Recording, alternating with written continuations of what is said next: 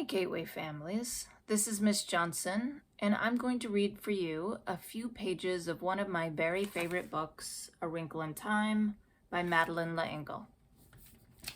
It is a science fiction story, kind of a time travel story as well, and the main character is a middle school girl named Margaret Murray. I've shown you the cover, and I'm also going to show you the pretty cool inside illustration. This book also has a awesome first line, so listen for that. Alrighty, I'm starting, obviously, on chapter 1, which is titled Mrs. What's-It. It was a dark and stormy night.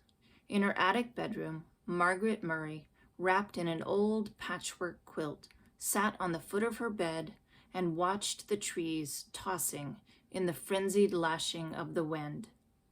Behind the trees, clouds scudded frantically across the sky. Every few moments, the moon ripped through them, creating wraith-like shadows that raced along the ground. The house shook.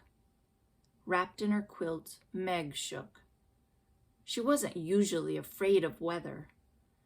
It's not just the weather, she thought. It's the weather on top of everything else, on top of me, on top of Meg Murray doing everything wrong. School was all wrong. She'd been dropped down to the lowest section in her grade. That morning, one of her teachers had said crossly, "Really, Meg, I don't understand how a child with parents as brilliant as yours are supposed to be can be such a poor student.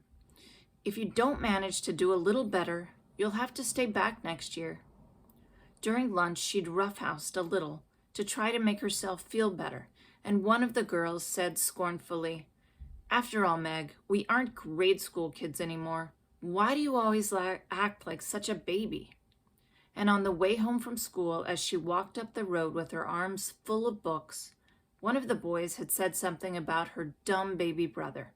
At this, she'd thrown the books on the side of the road and tackled him with every ounce of strength she had, and arrived home with her blouse torn and a big bruise under one eye. Sandy and Dennis, her 10-year-old twin brothers, who got home from school an hour earlier than she did, were disgusted. "Let us do the fighting when it's necessary," they told her. "A delinquent, that's what I am," she thought grimly. "That's what they'll be saying next." Not Mother, but them, everybody else. I wish Father... But it was still not possible to think about her father without the danger of tears.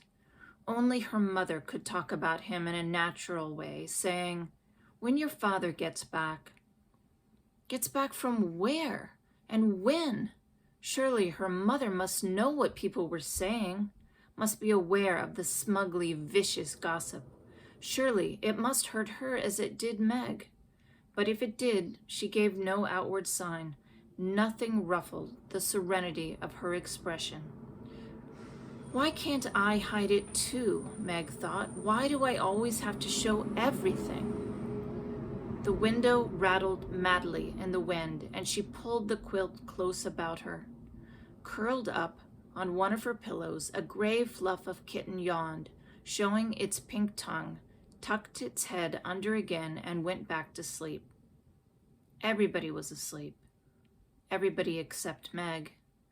Even Charles Wallace, the dumb baby brother, who had an uncanny way of knowing when she was awake and unhappy, and who would come so many nights, tiptoeing up the attic stairs to her. Even Charles Wallace was asleep. How could they sleep? All day on the radio there had been hurricane warnings. How could they leave her up in the attic, in the rickety brass bed, knowing that the roof might be blown right off the house, and she tossed out into the wild night sky, to land who knows where? Her shivering grew uncontrollable. "You asked to have the attic bedroom," she told herself savagely. "Mother let you have it because you're the oldest. It's a privilege, not a punishment." Not during a hurricane it isn't a privilege, she said aloud. She tossed the quilt down on the foot of the bed and stood up. The kitten stretched luxuriously and looked up at her with huge, innocent eyes.